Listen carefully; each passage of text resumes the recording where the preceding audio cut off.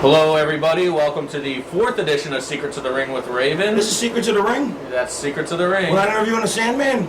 He'll be back later. Another time. But it's dated June 11th, I believe. And we are going to discuss the art of being a heel, your specialty. So I will leave. It's hot in here, Gabe. It's like a sauna. I know. What's your Never got this hot in Philly. This is Africa hot. Tarzan couldn't take this kind of hot. It's going to be this hot, I'm not going to be able to stay here. Thank you. That was me doing Matthew Broderick from Block C Blues. Thank you. Thank you. And scene.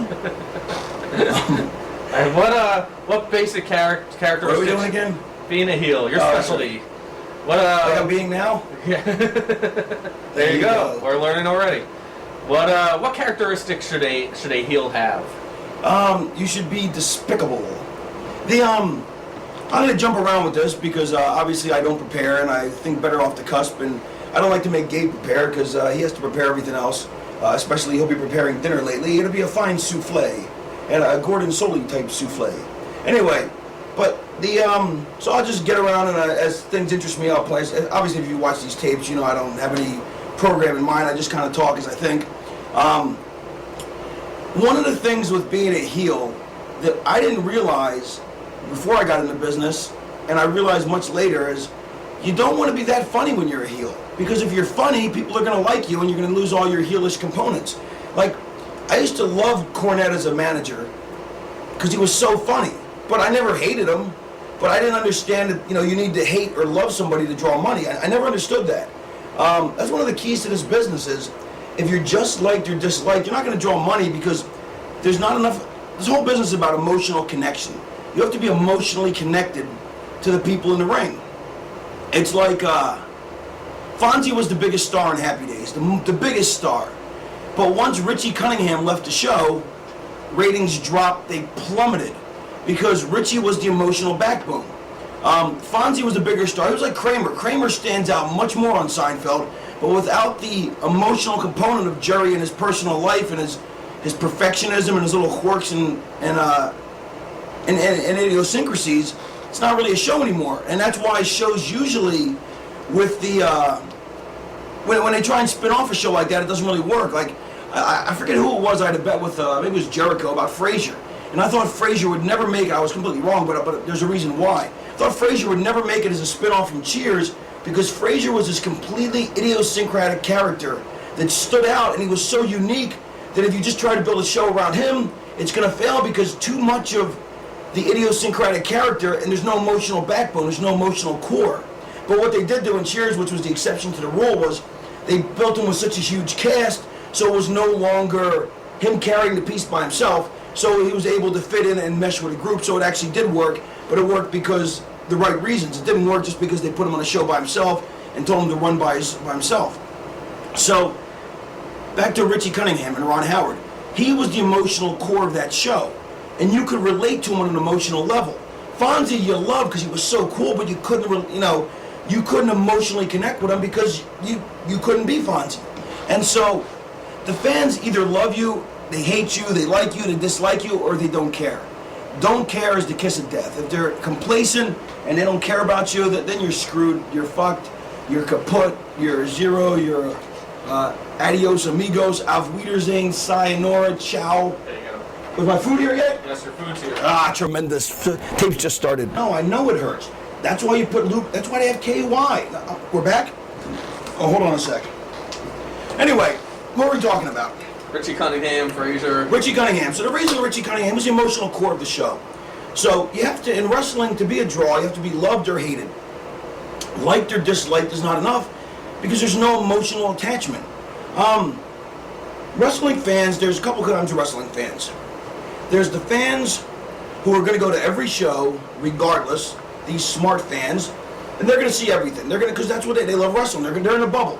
They live inside the bubble. They love wrestling. They're going to go regardless, whether shows are bad, shows are good. Generally, man, it's hot in here. Anyway, so there's a smart fans who live in the bubble who go to wrestling anyway, and generally their favorites are not everybody else's favorites because they have what they consider a critical eye, when in actuality they actually have the least discerning eye because they know too much to be a casual fan and enjoy it like a casual fan, but they don't know enough to understand the ramifications of money, doing business, what draws, what doesn't.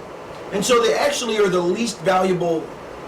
They're the best fans because they come to everything, but they're the least valuable critic. And if you talk to anybody who's in the know, they're the first people whose voice you're going to discount. They're also the most vocal because they love wrestling and live in a bubble. So their opinions, they're the people who go when there's an indie show and there's 200 people, they're the 200 people.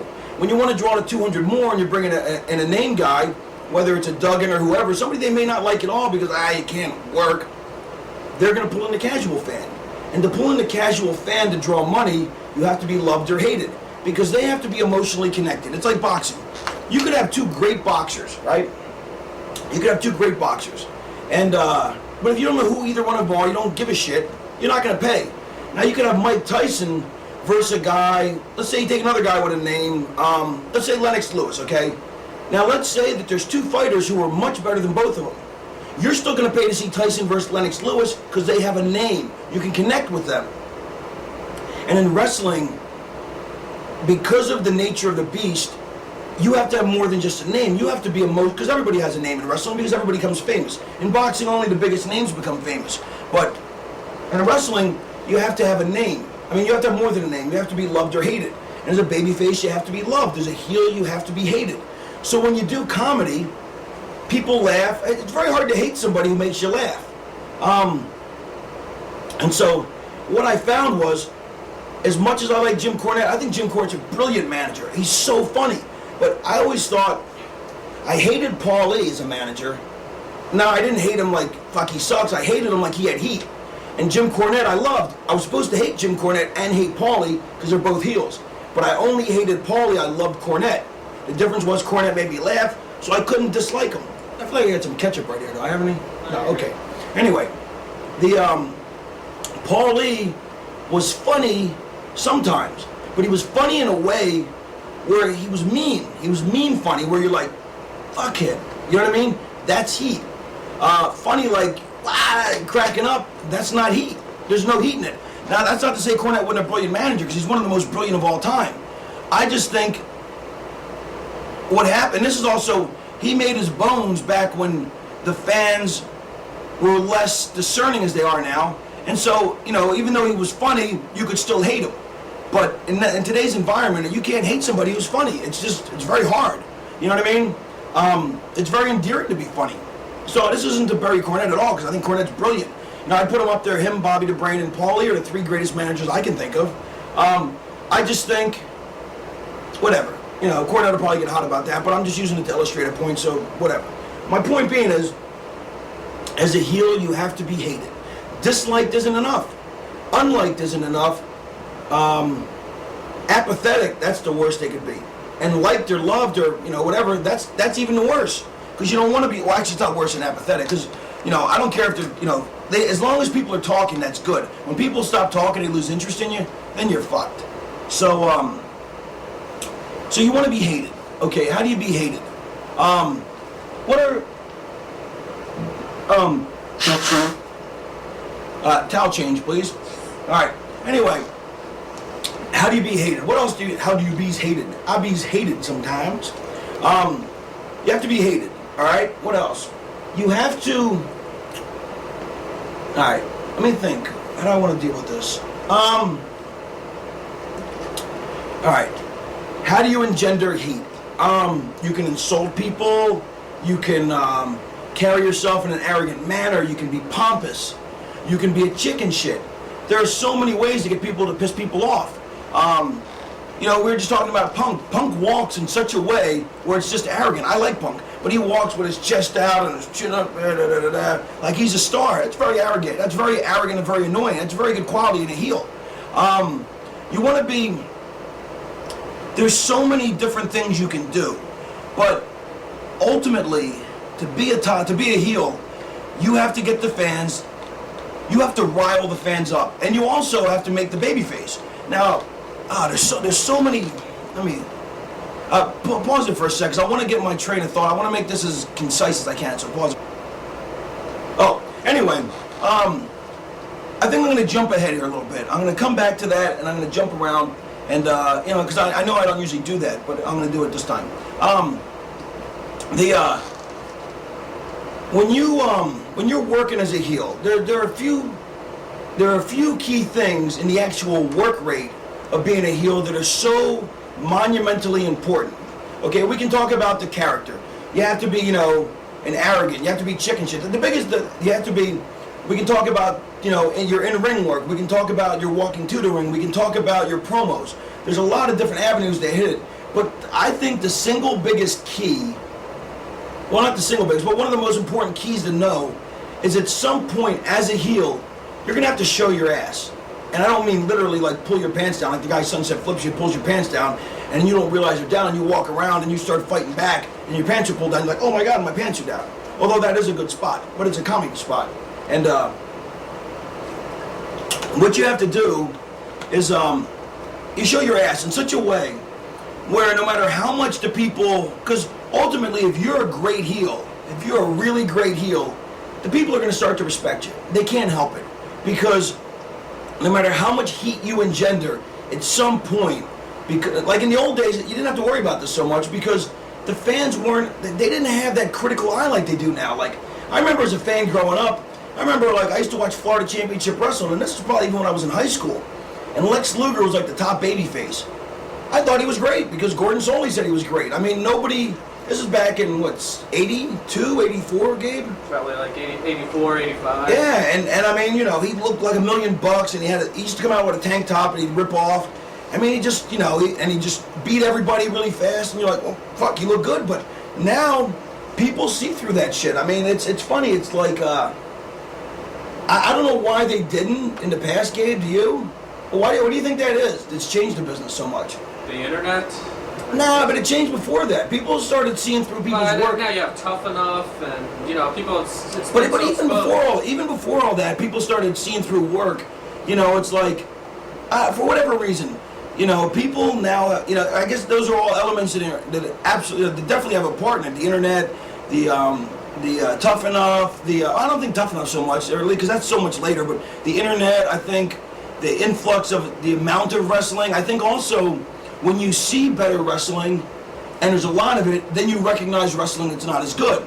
And back in the day, they did things a lot slower, they took their time, there was a lot less going on, so... maybe tape trading, like what you just mentioned. But still, that wouldn't account for the masses. I mean, even the masses now can tell the difference between somebody who's good and somebody who sucks ass.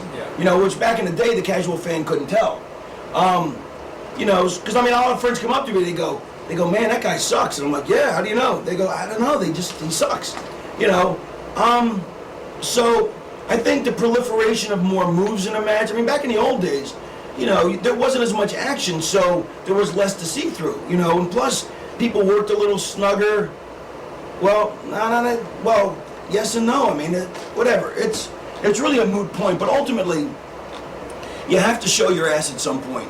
And that's what I'm saying. So as a heel, eventually when you get over enough, people are going to cheer you. And one of the greatest storyline turns, and I don't even remember the particulars, all I remember is that The Rock came out and the people hated him. When The Rock first came out, the people hated him. They couldn't stand him because New York tried to push him down their throats, and the people saw through that, whereas back in the day, you push somebody, they didn't see through it. They saw, wow, this guy keeps winning and winning and winning, fucking must be good. But now, if the guy's not ready for the position, they see through it. So they pushed The Rock, and he didn't get over for shit. And so then he came back as a heel, and he was just dynamite. He was unbelievable as a heel. He was funny, he was mean, he was funny, but he was not too funny. There was humor to it, but he wasn't funny like, wow, that fucking guy's hilarious, I want to hang out with him. He was funny in a mean kind of way, and just enough humor. His promos were brilliant, his bump and feed was brilliant, and eventually the people started to respect him. And they really started to like him, and they really started to get behind him. And he may have actually been even hotter than Austin at one point. Not that he did become hotter than Austin, I'm sure, at some point. But the first time he turned, when he became the corporate champion, but he built up to that point, and the people wanted him to turn. They were begging him to turn, and he was so hot. And I don't remember how they did it, but at some point, when the people were about to anoint him as a new babyface, he showed his ass, used Vince's help or whatever he did it in such a way that you're like, what a cheating motherfucker, fuck him. became the corporate champion, and now he had twice the heat that he ever had before. And the funny thing is, you think, well, fuck, they just liked him. Wouldn't it be harder to turn? No, it's actually easier to turn. The more loved you are, the more hated you are, the easier it is to turn, and the more heat you'll have on it. You know, the more over you'll be as a babyface, or the more heat you'll have as a heel, because there is so much emotional connection. Like, when you love somebody and you're like, oh, this guy's great, and then the guy fucks you over. It's like you're dating a girl, and then she bangs somebody else. Like, that fucking sucks. Now, if you're in love with the girl and she bangs someone else, fuck, you want to beat the shit out of her. I mean, you wouldn't, but or you want to slit your wrist, or what they said in that movie, Say Anything. You want to fuck a girl who looks just like her. Anyway, well, if you guys know so much about women, what are you doing at Gas and Sip at like 3 in the morning alone? By choice, dude. Anyway, so that's real heat. So the more you're loved, when you turn, there's more heat.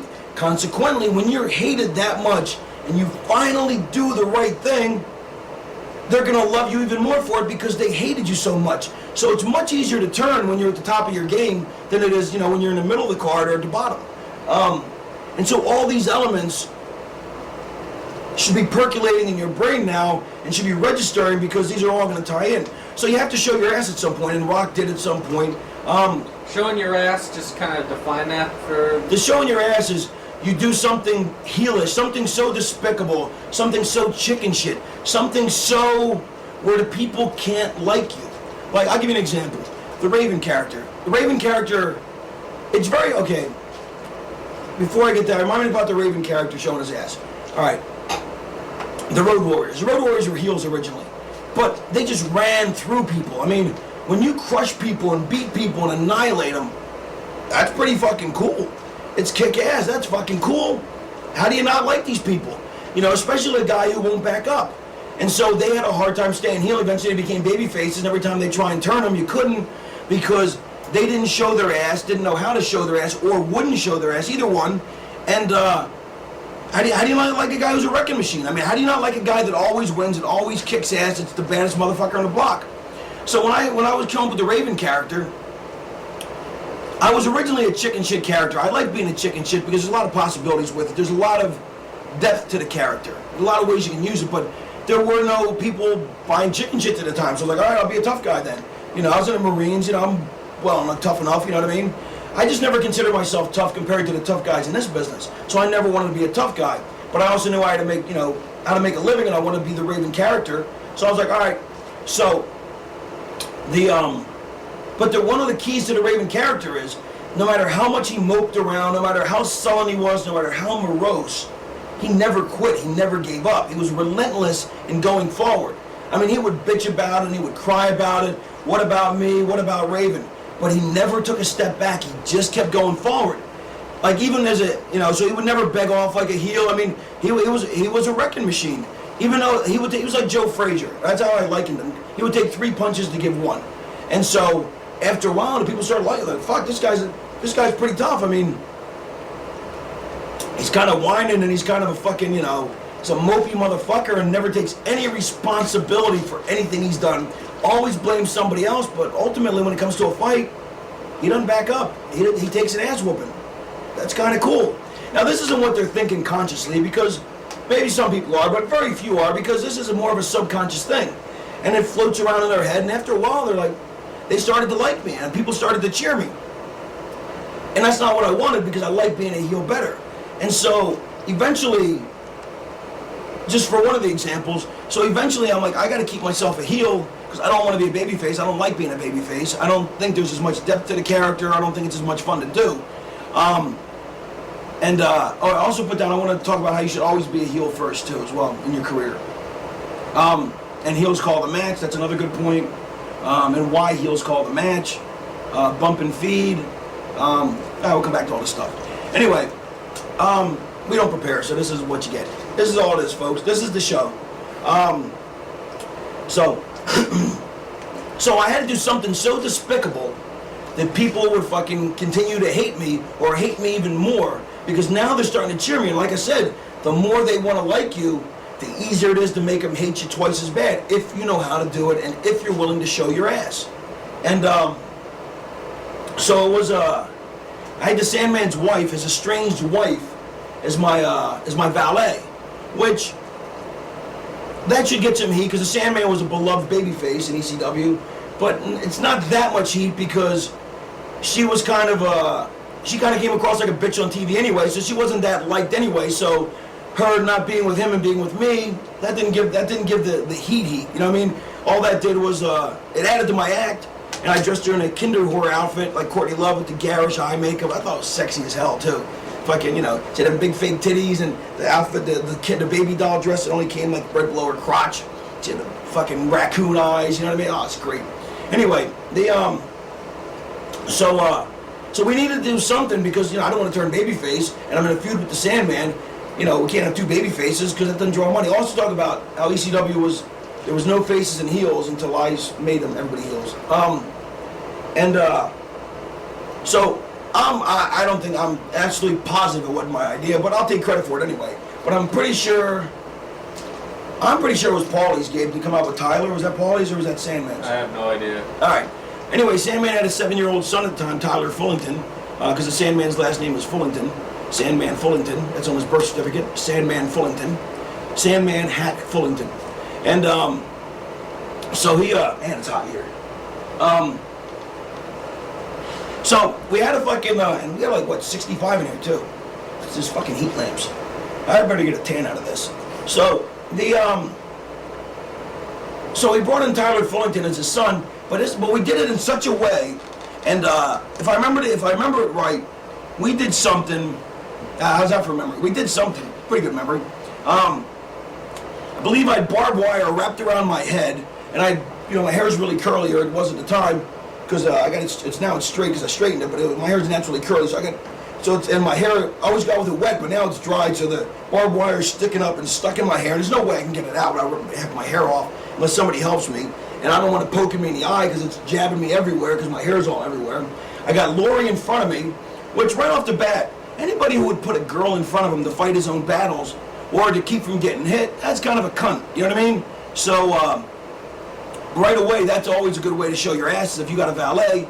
Oh, you know what I like to do also do a thing about working with a valet. That's a whole other bit, but write that down for somewhere because I see so many guys with valets that have no idea how to use them, and it's a complete waste of fucking time and energy and people. Because if you don't know how to use them, then what's the point? There's psychology and ref psychology too. I had a lot of stuff to cover and more tapes. Keep buying the tapes. The Jedi mind trick. Keep buying the tapes. Remember the one and only with Henry Winkler? Hey, I had my test. Remember that? I didn't see it. All right, I have to go back to this. I'll come back to my point about Tyler Fullington. But there's this movie called The One and Only, and it was starring Henry Winkler, who was the Fonzie, as it was basically being a George's Gorge character. It was basically a George's Gorge who was the original fucking pretty boy, character, with all the perfumed hair. He was a great heel. So actually, I'll get into it this way, and let me make my point about Tyler, and I'll come back to the one and only. All right, so me and Laurie are backing up. The Sandman's ready to cane me, but I got Laurie in front of me, and he's to the point where he's so fed up that fuck it, he's gonna cane his wife to get to me. I got barbed wire in my hair, and running out of the back comes his 7-year-old son, gets in front of me, puts his arms up in my pose, goes, "Daddy, you're a drunk. I worship Raven." Boo! You fucking bat! Fuck you! People were fucking livid. They were fucking livid. I mean, what kind of... Everyone can identify. That's another thing. You want people to be able to identify with it. Everyone can identify with Sandman. Because he was a beer-drinking, cigarette-smoking guy with no wrestling gear who basically got off the couch, and the only reason he could do it and everybody else couldn't, because everybody else wanted to do it. I mean, let's face it, if you're a wrestling fan, at some point on some level, you'd love to be in the ring doing it. But most people can't because it's fucking hard. It's really fucking hard. That's why very few people make it successfully, because it's fucking hard. Not just hard physically, it's hard mentally, it's hard emotionally, and it's also hard to do. I can't stress enough. I just spit on myself. It's really hard to do. It's not like, in baseball, okay, you catch a ball, you throw a ball, you run the bases. Not that that's not difficult, but you don't have to think on your feet, because there's only so much you can do with it. Basketball, you can pass it, you can dribble, you can shoot. Hockey, you can shoot, you can pass, you can, whatever. All those sports, even though they have plays and stuff, Everything is set up, so all you don't have to come up with anything yourself. You're told what to do. Only in wrestling do you have to think for yourself. If something changes on the fly, you have to figure it out on your fly, figure out how to fix it. We're directors, producers, choreographers, stuntmen, actors, actresses too. Not great actors, not great actresses, but actors nonetheless, and we're all better than Anakin Skywalker because he was more wooden than George Washington's teeth. Anyway, or his performance was. So, the only sport where you have to think at all times, especially when you're calling shit in the ring, if you set it up in the back, you're more performing than working. But still, nevertheless, when things change, which they often do, and 9 times out of 10 always will, you have to be able to think on your feet. And no other sport do you really have to think that much. Other than, the quarterback has to think quite a bit, but still not that much. Wrestling is really fucking hard to do. So, we have the Sandman, who's beloved because he's one of them. He's the baddest motherfucker that just came off the street and said, you know what? I can fucking do this and I can kick some fucking ass. And that's why people loved him. They could all, I mean, who hasn't sat on their couch drinking a beer, smoking a cigarette, going, fuck, maybe not smoking a cigarette, and going, fuck, I want to be a wrestler. You know what I mean? I want to kick somebody's fucking ass. And he was tough enough to do it. So they identified with him. Everyone can identify with Raven because there's always some kid that they know they are or they know of who always blamed everybody else for his problems, who fucking never fit in, but always blamed the jocks or the smart kids or the rich kids or the whoever, it was always their fault. And he was, you get it, you get the point. So you have 2 characters. I'm building up a response where people are starting to love me anyway, because like I said before, he's already beloved. Now I have this 7-year-old kid run out in front of me and go and say these words, Daddy, you're a drunk, I worship Raven. Well, fuck, what a dick move. It's bad enough I got a girl in front of me, his estranged wife, keeping him so he won't cane me. Now I got his fucking 7-year-old kid. I mean, and how many times, I'm sure you know somebody or they know somebody or you have a friend who knows somebody who's had a divorced family and one of the parents uses the kid as leverage, which is probably as low a thing as you can fucking do. I mean, other than like pedophile, being a pedophile or something really fucking low. I'm saying, what's one of the lowest things you can do that you can't be jailed for?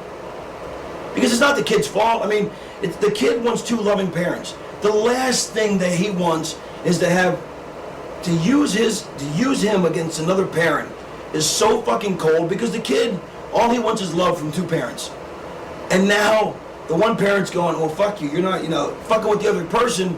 It's just so colossally wrong and cruel that how do you like somebody who does it? And that's what made the angle so strong. The people are like, fuck you motherfucker. I turned his own son against him. I mean, it's heat. But that's how you show your ass because what a despicable thing. I did something that was so despicable, so unlikable, so cruel that whatever love that they had built instantly turned the other way. And it was phenomenal. I mean, and it worked brilliantly. And the kid was great too. I mean, the kid got great promos. I'd be drunk every once in a while. And the kid, like every once in a while, I'd forget my line. Like I forget to feed the kid his line. Didn't matter. Kid knew exactly when to cut in and go, quote the Raven, nevermore. He's so cute. So that's how you show your ass. That's one way. Another way of showing your ass is, like I said about with The Rock. Because Vince, and what made it so fucked up what's so great about with The Rock is Vince McMahon was the most hated guy in the business. He was like Vanilla Ice. He was fucking the biggest heel on the planet. And so when you align yourself with the biggest heel on the planet, well, people aren't going to like you. It's pretty simple. It's simple math. What were some of the other things I was talking about there? Bump and feed would be good. There's a couple things I want to hit. Oh, no, the Henry Winkler thing. Oh. So the one and only. So, I love this, though. I just have to tell this. In the one and only, basically it's like the life story of Gorgeous George, but it's based on that, but it's, a lot different. But so Henry Winkler plays Gorgeous George, or the Gorgeous George character. And so, early in his career, he's playing a guy who does hypnotism, right? So this is supposed to be taking place in the 50s. So the referee gets distracted. He goes, and the guy starts going. People are going, Ref, he's using hypnosis. It's so great. Like the fans are incensed because the guy's using hypnosis to get heat. Which in the 50s, people bought this. I mean, it was so much easier in the 50s to say that wrestling is real because A, it was snugger. B, you weren't bouncing around off the ropes doing 80 million high spots. You know, it didn't look as fake. Or if it did, the people's eye weren't as discerning. And so when it was much easier to stay a heel. You would just insult the fans. Now you insult the fans, they like it. You know, it's like my hero is Don Rickles. If Don Rickles insulted me, that would be like I could go to heaven now. You know, so if you're a fan and you're like, you know, like there's this one line I love to use in like small towns where you can actually insult the fans and they'll hate you for it, like West Virginia. Well, that's not a town, but you know, in towns in West Virginia. I'll be like, you know, as I walk out here, there's a bad smell. I don't know, you know, I couldn't figure out what it was, and then I realized it's bad body odor. I said, you people smell. I go, you know, if bad body odor were a crime, each and every one of you would get the electric chair. No, it's preposterous, right? But you say that in a town, you said that 10, 20 years ago, fuck you, we don't stink, boo, fuck you. He's using hypnosis. You know, now you insult the fans, you insulted us, we like that. So it's much harder to be a heel now. You know, people's tastes have changed. You know, we like our heroes to wear black hats. In the old days, the hero wore a white hat. That's actually how I got that saying, white hats and black hats, because in the old days, in the movies, the good guy always wore white, the bad guy always wore black. White is the side of angels and heaven, black is the side of dark, you know, angels and lightness and light. Black is the side of darkness and the devil. So, I mean, it's very simple, black and white. Wrestling's a morality play, black and white. Good guys wear white hats, bad guys wear black hats. And that one is for the movies, too. Movies, anything. White hats, black hats. Baby faces and heels. So, what worked then doesn't work now. Like, you know, back then, it was, you know, if you were just a German, you know, because after World War II, people hated you just for being a German because they hated the Nazis so much. Hate by association. The Iron Sheik, when he came out, we didn't get along with Iran, so hate by association. Ludwig Borga, we don't like Finland. Oh wait, that's a different case. Anyway, Canadians, actually, nobody likes Canadians. I don't even think Canadians like Canadians. You know, they know much more about us than we know about them, which proves that they want to be us, but just suck asses. Anyway, so much harder to be a heel now than then. Plus, it's also, before you could just break the rules. You know, you weren't allowed to use a closed fist before. I'm not actually certain what an open fist is, but you could use a closed fist. But I think actually that Mike Graham actually used to use an open fist because he would punch you like this in the old days, and that I believe is the open fist. This is a closed fist. That's an open fist, and works for me. Anyway, so in the old days you couldn't use a fist. So like, you know, you would go grab the guy in a headlock, you turn him away from the ref, you punch him in the face with a fist. The guy would sell it. See, one punch then, you sold the fuck out of it. Now guys get hit 40, 50 times a match and don't even sell any of them. And make sure I'm snapping your head back. That's so important. Oh, it drives me nuts. I want to get to that. So back then it was so much easier to be a heel. You know, you weren't allowed to rake the eyes back then. I mean, you're still not allowed to, but everyone does it. It's like the rules have become so blurred that it's so much harder to be a true heel nowadays that if you can get over as a heel, you're going to make it somewhere. If you can really get the people to hate you. And that takes a lot of presence, a lot of charisma, and you have to be able, and more importantly, willing to show your ass. Gorgeous George, he used to come out. He came out with a manservant, you know, a guy valet, which was great because then people thought he was gay. You know what I mean? And that's just heat, you know, because people don't like gays, or they hated gays back then. You know, now gays are, you know, building, you know, their own little empire, which is great because I mean, I think everybody should be treated equal. But it's, you know, it's still an easy way to get some cheap heat, you know, going for the gay route. But George's wasn't that simple though. He had a manservant who would lay like who would spray his hair with perfume or with hairspray or something, and he'd have like gold bobby pins in his hair. He'd flick to the crowd, I believe, and the fans. And he had these expensive robes, bleached blonde hair with the curls, and he made it a production. He didn't just come out like, you know, we just wet our hair and come out. He put his hair, he styled it in such a way that it looked like he spent hours on it, which I'm sure he probably spent some time on it. You know, like he just came out of the salon, the beauty salon. I mean, and he looked the part. He was believable. You have to be believable, and you have to look the part. You have to believe the part. Like, little sidebar, Lance in TNA. What's his Lance Hoyt?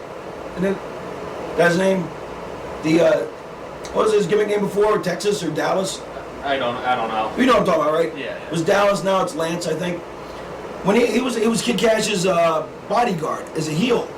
And I kept telling him, I go, you look like a baby face. I go, you're a good-looking guy, you're well-built, you're big for our company, and you're a good-looking guy, and you don't have any mean faces, so why would anyone dislike you? You don't really cheat at all. I mean, you know, if you're going to be a heel, you know, it's much easier, you know, you got to look the part. You know, you should look mad, you should look evil, whatever. I mean, you can't just be like, hey, how you doing? You know, like, if I cut my hair off, if I cut my hair short, if I shave all this crap off, I'm not a bad, or at least maybe now I am, but when I started, I was actually a really good-looking guy. I mean, you know, I got some pictures I can show you. Here, hold on, let me show you this. Stay, keep the camera right there. I got a picture. Let me find something here. Let me see if I have a picture. Hold on. I got some pictures here. Let me see. Hold on. All right, let's see. All right. Oh, wait, here we have a picture of me, my high school. This picture is actually on Nova's wall. It's my 1982 high school graduation picture. Look at that afro. Okay, so I wasn't good looking then. Actually, that was in style then, so I was actually good looking then. But what a ridiculous picture. Hold on. Whores.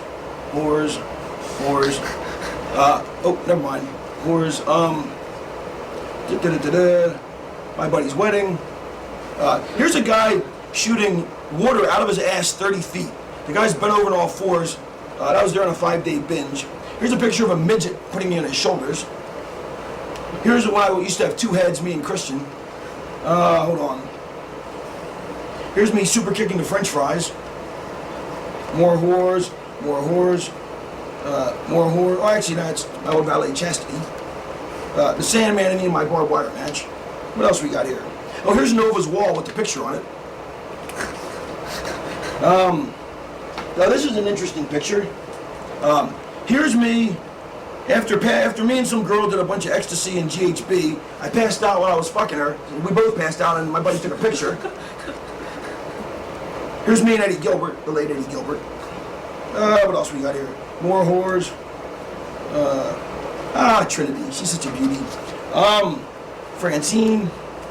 I got all kinds of crazy pictures in here. Here's the Kane bending over Sandman's head. Here's me and Sabu and Shane at the Sabu show. I gotta have an old picture here. Wow, here's a classic.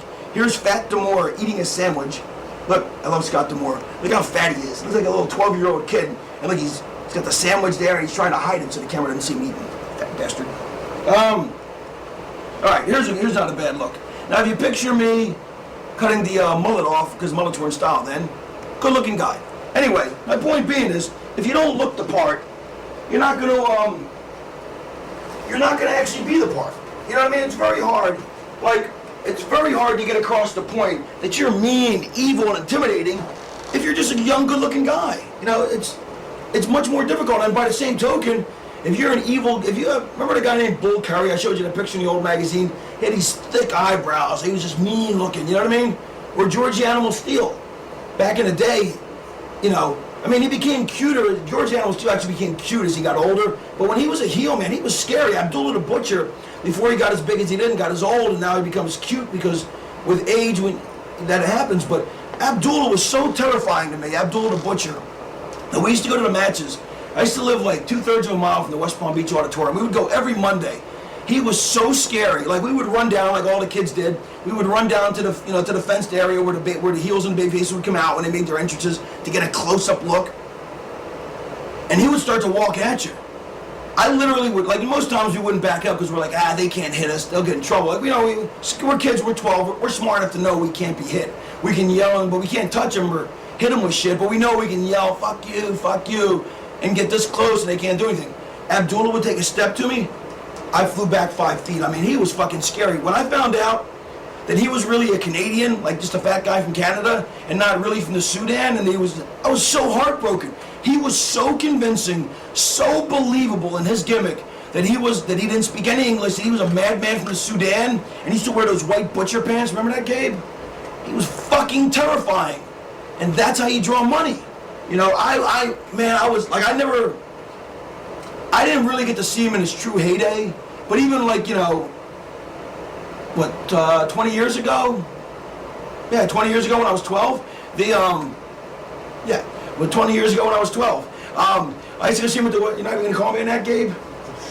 Even when I used to see him at the West Palm Beach Auditorium back in the mid-'70s. Early 80s, I guess, by the time whenever he came there. He was fucking scary. So you have to be the part. You gotta look the part. You gotta dress the part. You gotta act the part. You gotta show your ass. My nose itches. I mean, somebody's talking about me. You talking about me, Gabe? All right, what else we got over there? Bumping and feeding. Please explain that, because no one gets it right. Yeah, but I want to save the actual ring stuff for. I want to get everything before I get to that, if that's all right. What else we got in there? How about doing big moves as a heel and? Well, I'm saying I want to save all the work rate for one thing. I want to cover as much as I can before I actually get to the in-ring stuff. How about having the heel attitude outside the ring? Yeah, the minute you walk through the curtain, you're a heel. Don't you think you should kind of like? I mean, I'll admit, when you were a big heel in ECW, it might have been the drugs, but you're also kind of an asshole. Yeah, no, it was both. I read Kevin Nash was saying how you have to have that heel. The best heels are kind of assholes in real life, anyways. Yeah, but it's funny. The best heels are usually assholes, but they're actually much nicer than the baby faces because we're not as big prima donnas and egocentric because we know we're going to lose in the end. So our ego is not nearly as at stake. We know we're going to get humiliated. We know we're going to be made to look stupid. You know, the heel, whether he's, because ultimately the heel has to be the guy who says, now everybody just taps out. But back in the old days, before MMA got big, you would say, I quit. There was I quit matches. And quitting was huge. If you quit, I mean, you were a pussy because nobody quit. And the heel would be like, I quit. I mean, you had to sell it in such a way it would be like, you know what? Fuck you. We thought you were tough, you fucking pussy. You know what I mean? Even though they couldn't do it, they live vicariously through what we do in the ring. And so you have to carry yourself. So ultimately, because of that, heels generally, and that's what people have always said for years. They're like, man, we thought that you guys heels were going to be jerks, but you guys are much nicer than the baby faces because they ultimately always win in the end. They always triumph over evil. So it becomes much more of an ego thing, which is why I think everybody should be a heel first, because that way you learn to lose your ego. And like I've said many a time before, Vince McMahon was the hottest heel in the country. He was the Vanilla Ice of the fucking day. He fucking was a billionaire, owned the company, and yet when it came time for Steve Austin to humiliate him, Steve Austin pulled the gun, the little thing said bang on it, and Vince peed his pants out of fear. That's part of showing your ass too? That is showing your ass. You couldn't show your ass anymore now. You couldn't do anything more humiliating. I talked about the snotty to body things on previous tapes. Me picking my nose going, that's humiliating and embarrassing. But when you're smart to the business, it's not humiliating and embarrassing. It's business. It's making money. Like anybody who hasn't seen the tapes, real quick story. When I went to Portland, Roddy Piper brought me in, said, you got 3 weeks to get over. Made me a heel commentator, the first one he ever had in Portland, and also made me a wrestler, and said, you got 3 weeks to get over. He goes, since you're calling yourself Scotty the Body, first episode, when we come on here, I want you picking your nose, so they'll call you Snotty the Body, so the people can identify with you. And I'm thinking, that's humiliating. But there I am picking we're back? And then eventually it got so over, I got that instant connection with the fans. Because remember, I said you got to be loved or hated. That gave me such a jump start, because now they had something to call me, something that entertained them so they could play along. Because remember, wrestling is one of those only sports where the home is involved. It's kind of like Who Wants the Millionaire show with Regis Philbin. What's that? Who Wants to Be a Millionaire? And you can call Lifeline at home, and you can actually get somebody else to be part of the show. That's what wrestling is, except the entire audience is part of the show. They boo, the heel gets mad. They cheer, the babyface gets excited. So they're a part of the show. So if they found a way to connect with you emotionally, like we talked about before, by just the simple thing of calling you a name like Snotty the Body. Like I remember when Lex was a heel, they would call him Flexi Lexi. I'm like, that's not insulting. That's not going to bother him. And that's why it never stuck in the fans. Lex never really showed his ass, so it's kind of hard to hate him. Except he was so arrogant that showed through. But if you're going to come up with a name like what does Jericho called Stephanie a cum catching gutter slut or something? Oh, that's fucking heat. That's and she has to be offended by that. So it bothers her. Whereas Flexi Lexi couldn't bother anybody, so it doesn't get their goat. But if you find something and and the fans know it bothers you, and here's the thing too, if they do something and it bothers you and you don't sell it, why would they continue to do it?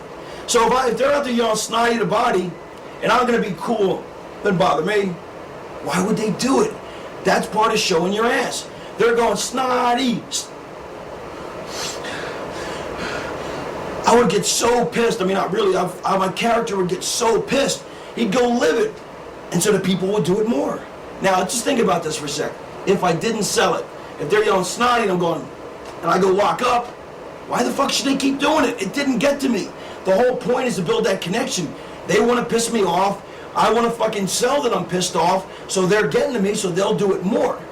It's a very simple equation. It's so fucking simple. But the problem is, I definitely need a new towel now. The problem is people want to look cool, and that's why I say about baby faces, they should be heels first, so they learn how to look like a jackass, so that when they're a baby face, you know, they won't mind. Because at some point it's going to happen to them.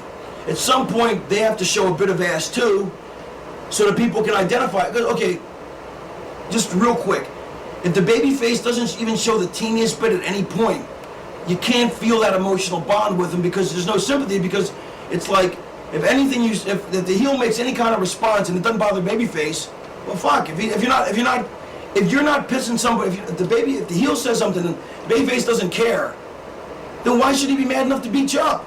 So at some point, that's the whole thing. The whole concept is the heel does something so despicable, so evil, so something to piss the babyface off that the babyface wants revenge. Now you've got a program.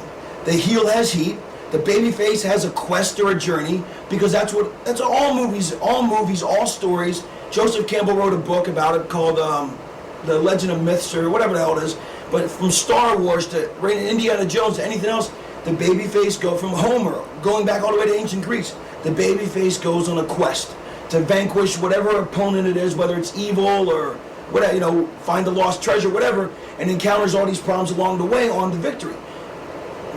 It makes an interesting story. The more interesting you can make it, the better it is. So if the heel doesn't pose a formidable threat, there's really not much emotional jeopardy, because everything boils down to jeopardy, not the game show. Because the answer is, if the babyface is never in any kind of jeopardy, then the people never feel for him enough. The best description I can ever give you is there's two. One is Rocky 1, 13th round. Rocky gets knocked down. He's down, and people are going, and they slow time down, so it's 1, 2, and they're making the count. They get to 8, and in slow motion, his corner goes, "Stay down." And he gets up anyway, and you're like, God damn, fuck! Didn't throw a single punch, and this is all going to be covered in the babyface lecture or the next tape. But already covered on the babyface lecture, I forgot. But my whole point is he's trying to fight these insurmountable odds. Apollo Creed is making this so hard for him. So it's an epic journey. If Rocky just knocked out Apollo Creed in the first round, where's the story? Do you know what I mean? Where's the drama? Like the TNT commercial, we do drama. That's what wrestling is. Wrestling is a drama. It's a soap opera. I try and tell people it's like General Hospital in the ring. The Days of Our Lives in the ring. The Bold and the Beautiful in the ring. Fucking, what was that vampire one they used to have? Barnabas Collins. Remember that? Whatever. I was trying to remember that. Anyway, so it's not just an athletic contest. But what makes wrestling so great is because it's an athletic contest as well. Imagine a Super Bowl where the game's 34-0. Not very interesting. Imagine it goes down to the wire and it's 34-33. That's like, wow. You know what I mean?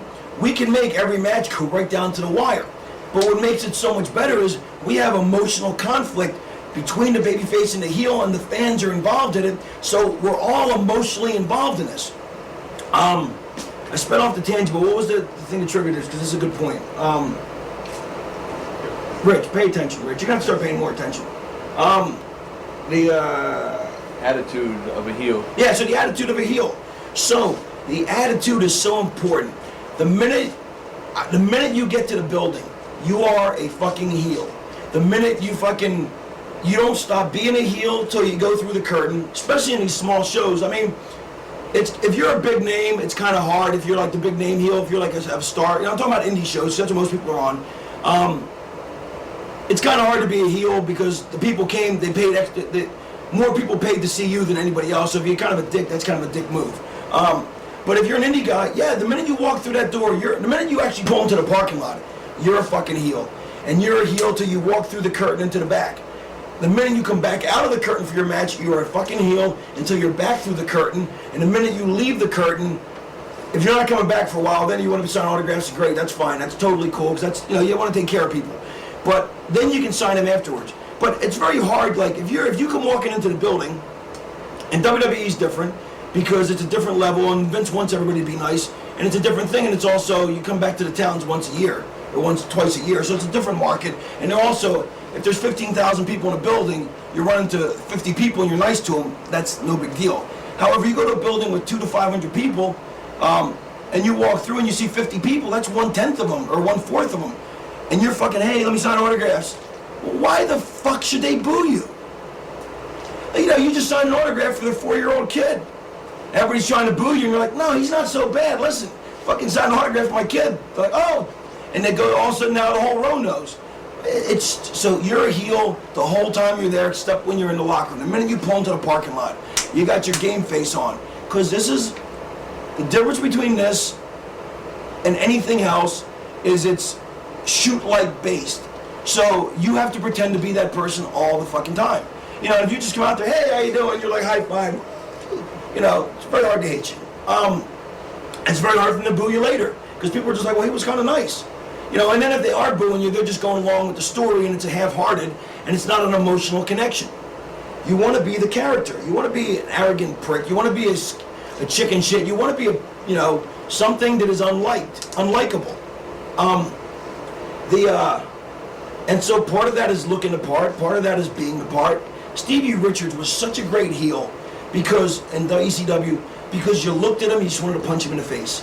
He just had that look. I don't know why. I wanted to punch him in the face. I love Stevie to death, one of my favorite people in the whole world. But there was something about him that when you see him, not anymore, but he was that guy, whatever internal baggage he had going on, it came through.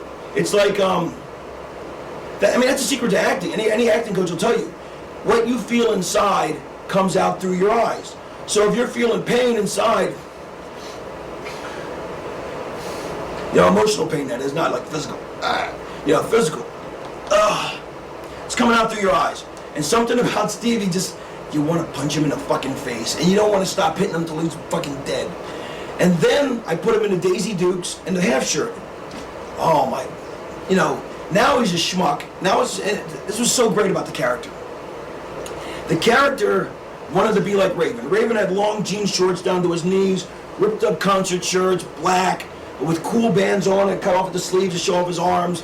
Stevie wore a half shirt to be like Raven, but he cut it all the way up to his chest instead of and he had bands like Warrant and Poison, fag bands, hair bands.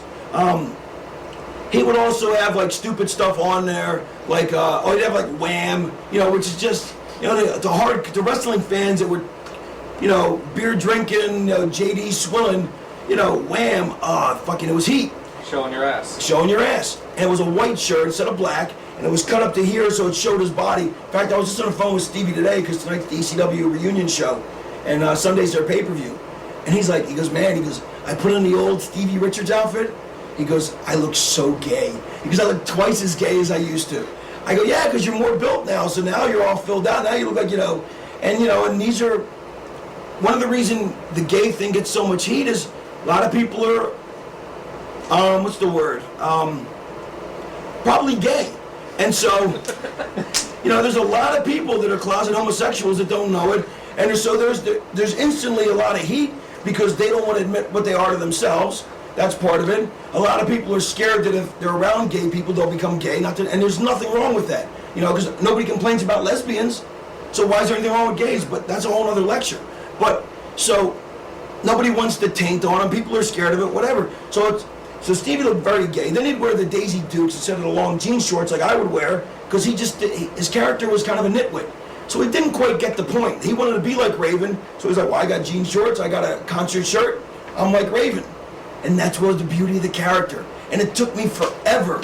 Oh, he so didn't want to wear it because he would look like a jackass. He didn't want to show his ass.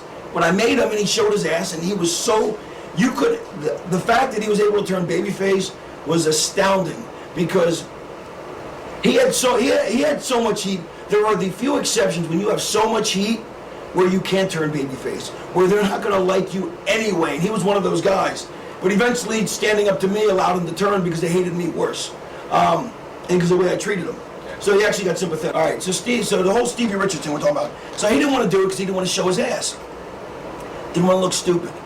And then once he did do it, it took him a long time to get used to it.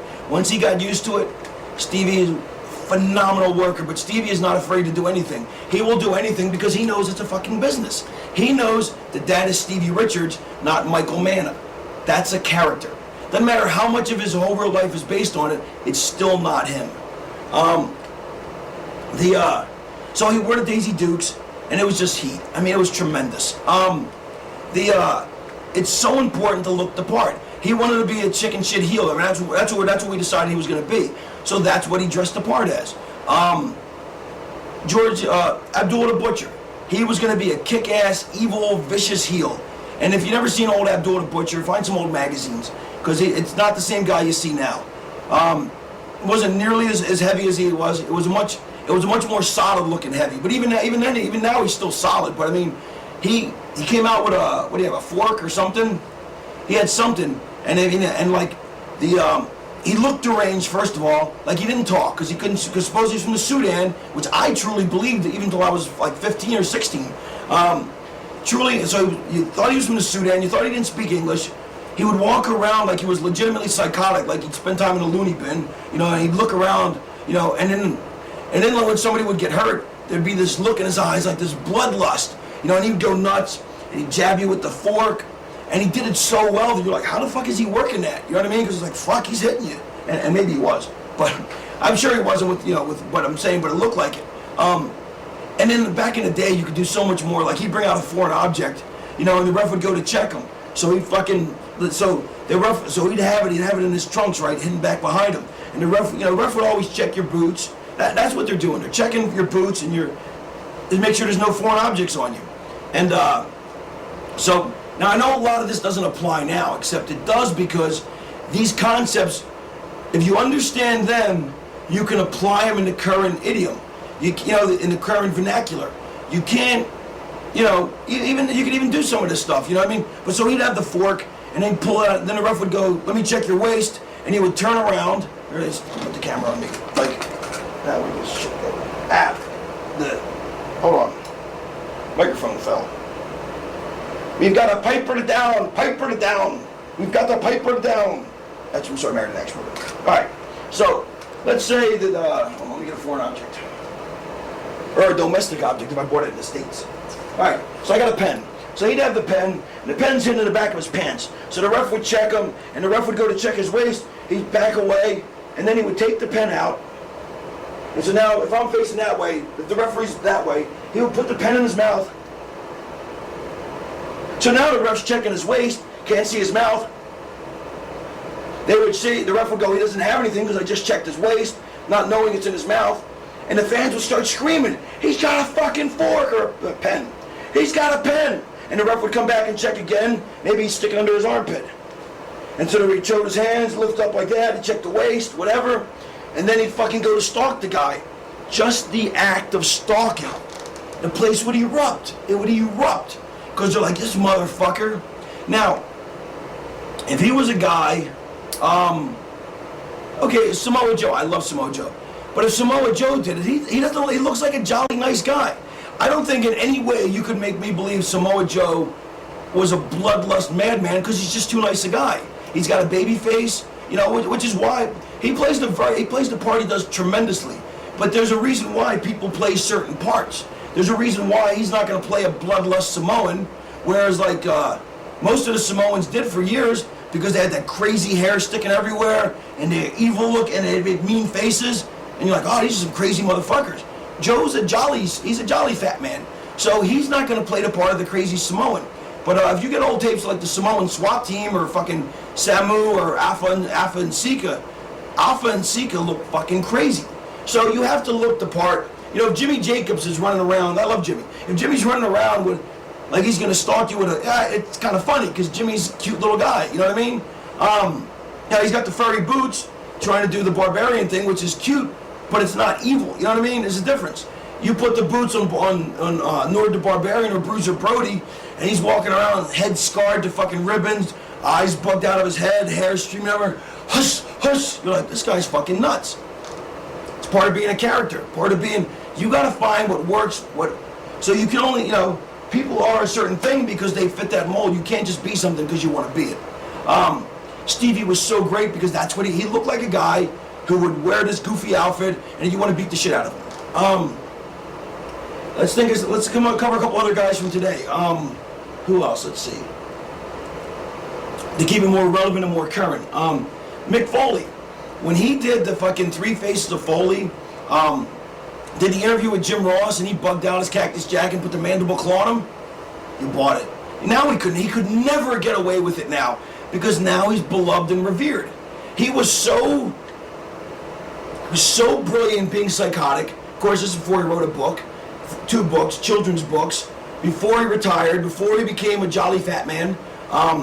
He was an evil motherfucker. Get some tapes. You believe that he was crazy enough that he would fucking, you know, mandible claw Jim Ross and fucking, in fact, I got a mandible claw story I want to tell real quick after this.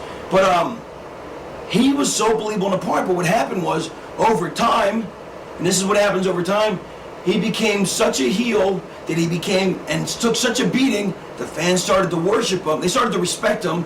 Respect became worship.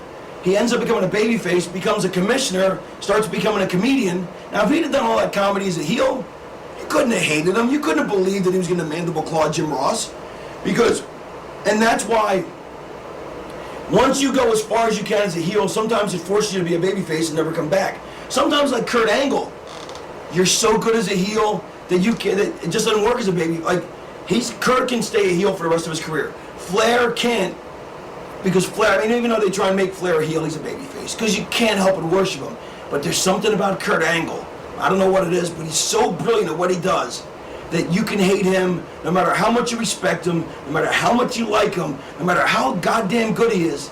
He always shows his ass, and sometimes it's so fucking subtle, you don't know what the fuck it is. I mean, I don't even know what it is half the time, but all I know is I'm like, wow, if I was a fan, I would hate him. People hate him. It's great. It's fucking, he's so fucking talented. Rey Mysterio, you couldn't hate him if you wanted to. Eddie Guerrero, he's so good at being a heel, he turns himself babyface. And that's the one thing, unless there's a way for you to show your ass. And I'm sure there is for Eddie, they just haven't got to it or found it or wanted them to, or for whatever reason. Or maybe they are. I mean, I don't watch the show, I just, keep up with it. Yo, and that's another thing, real quick. Always keep up with the business. Doesn't matter if you're not in the company. Like, always try and keep, even Japan, Mexico, just keep an eye on who's there, who's what. You want to know who's in your sport. If you took a job at a lawyer's, if you worked at a job at a newspaper and you didn't follow the news, you'd be an idiot. If you were a lawyer and you didn't keep up with current cases, you're an idiot. Know what's going on in your business. Know what's going on everywhere. Paycheck, how much people are making, what if they're happy, who they're working with, who they have good matches with, are they any good? I always found that I could have a different match, like, if you work Flair, you pretty much have the same match every night. It's Flair's match, and it's great, but it's still, you have the same match every night.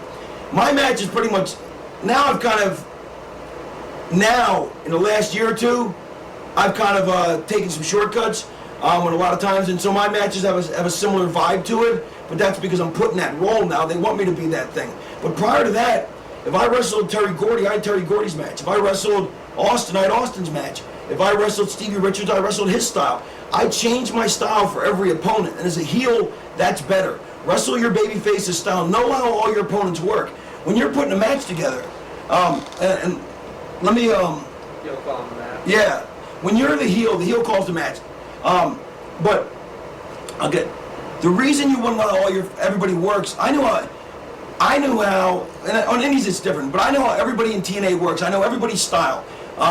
And I've always known how everybody where I work works, so that I know when I'm setting up a match, I want to set up a match to accentuate all our strengths. So I know when I work Rich has certain moves he likes to do every match. So I know, okay, if I work Rich, I'm going to work Rich's style because I want it to be different. If I work every match my style, they're all going to look the same. And I try and make my matches, a lot of times I'm pigeonholed into the garbage match spot, which I don't mind because as you get older, you get pigeonholed. But when I'm not just doing that kind of style, with Raven's rules, I like to have my opponent's style match because then all the matches have a different flavor to them. You know what I mean? And so if I know what you do, I'm like, all right, Rich likes to do this, this, and this. I'm like, all right, I can put that with that, with that. And then when I go to set the match, I'm like, listen, Rich, I was thinking, and you always be polite. Always be, hey, listen, what do you think about this? You're working with a guy who's more of a veteran, be really fucking polite. Don't say, hey, I want to do this. Say, hey, listen, I had an idea. What do you think? And let me just, you get more flies with sugar. Or more flies with honey, whatever the saying is. So isn't it easier if I go, Rich, I know you like to do this, this, and this. I was thinking, what if we did this, this, this, this, and this, where I set up the match, I know how to play to his strengths, to keep my strengths in there, so I'll set up spots that'll be conducive to both of us, but in a way where I'm setting the tone and the tempo for the match, because I want to control the match, because the heel needs to control the match without stepping on anybody's toes, even if I'm working with Funk. I go, hey, Terry, I had some ideas. I know you like to do this, so what if we did this, this, and this? And then, of course, I'll defer to Terry because he's much more experienced than me. But I always try and come up with some ideas and some plans because I think I'm pretty fucking creative. And if you think you are too, then that's a really good place to use it. But always do it in a way where you're like, all right, if we do this, don't ever say, hey, listen, I'd like to do this, this, and this. Go, hey, listen, what do you think if we do this? And then the guys will be much more receptive instead of telling them, you're asking them. And if you ask him nicely, the right way, and you're including all his stuff, why would he say no? So now you're setting up, and the heel has to call the match. There's a reason why the heel calls the match.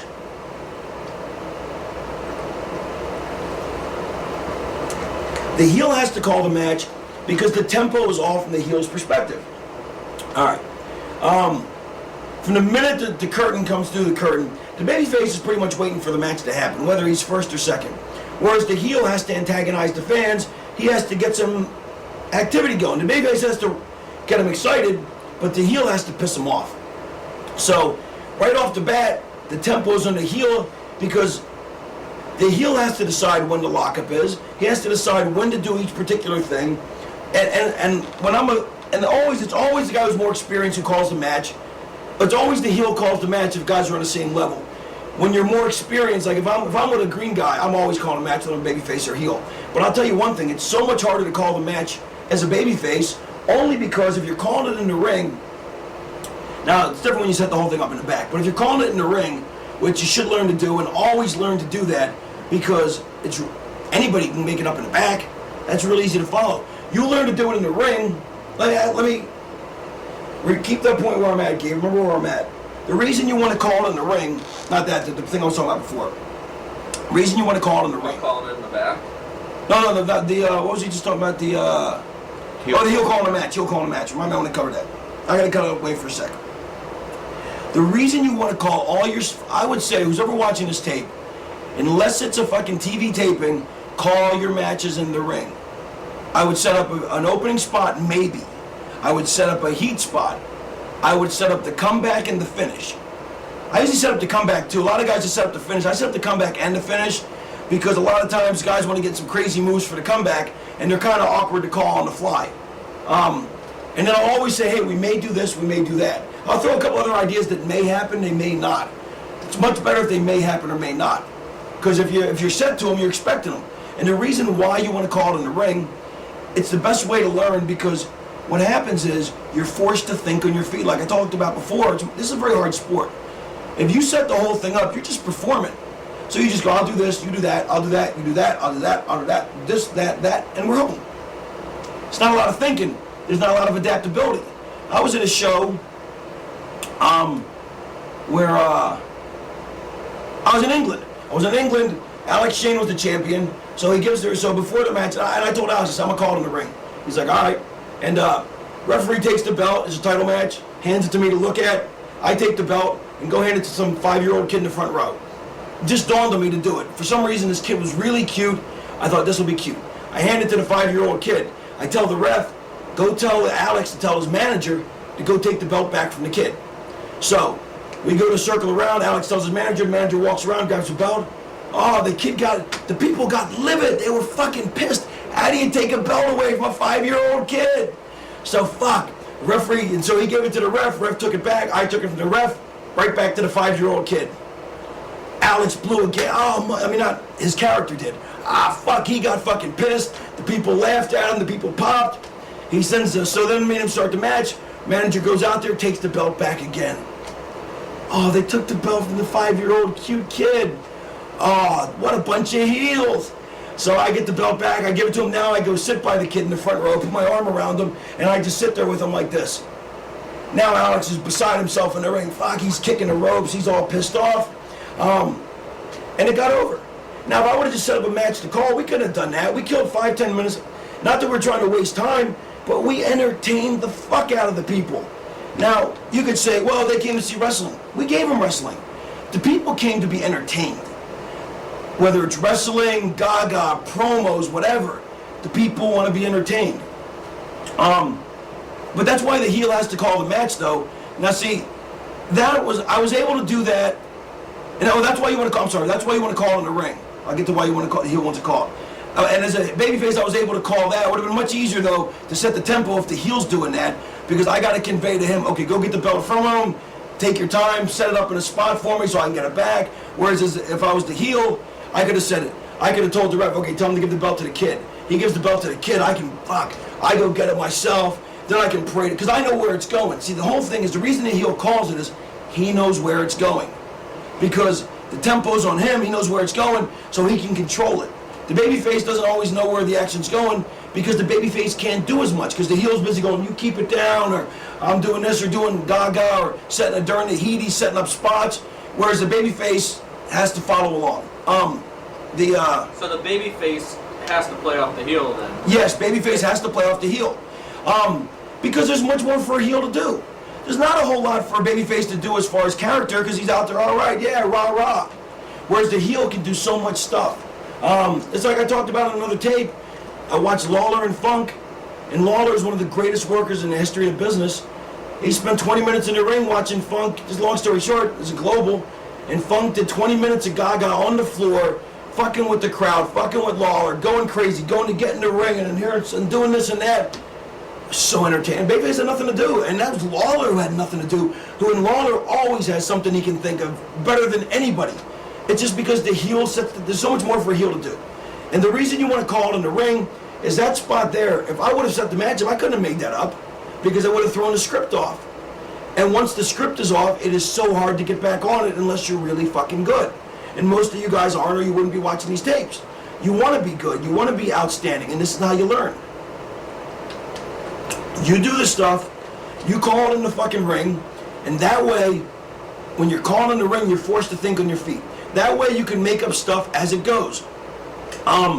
You can change stuff. If the people are buying, like I've been in towns where I wanted to do a bunch of fucking wrestling, for some reason I'm in a mood to really do some really bump. Crowd doesn't buy it. They want to see gaga. They want to see comedy. All right, I'll give them comedy then. Sometimes you go out to give them comedy, they're not buying it. They're like, crickets.